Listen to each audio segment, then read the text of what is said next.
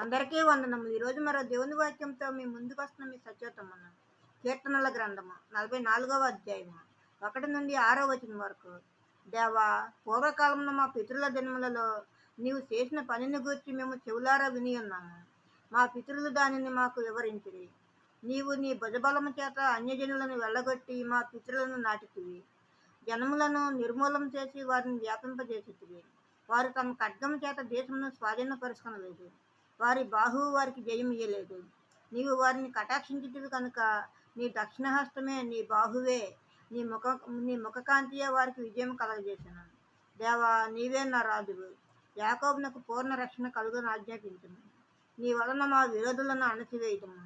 నీ నామం వలననే మా మీదికి లేచి వారిని మేము త్రొక్కివేయుదుము. నేను నా వింటిని నమ్ముకొనను. నా కత్తియు నన్ను రక్షింపజాలదు. మా శత్రువుల చేతిలో నుండి మమ్మల్ని రక్షించువాడు నీవే. ఆమేన్. మరో దేవుని వాక్యంతో రేపు మీ ముందు ఉంటాను. అందరికీ శుభరాత్రి. మన ప్రభువును ప్రియరక్షకుడైన యేసుక్రీస్తు కృప, కాపుదల, రక్షణ, ఆశీర్వాదము మన అందరికీ ఇప్పుడు ఎప్పుడు సదాకాలము తోడైండును గాక. ఆమేన్. ఆమేన్.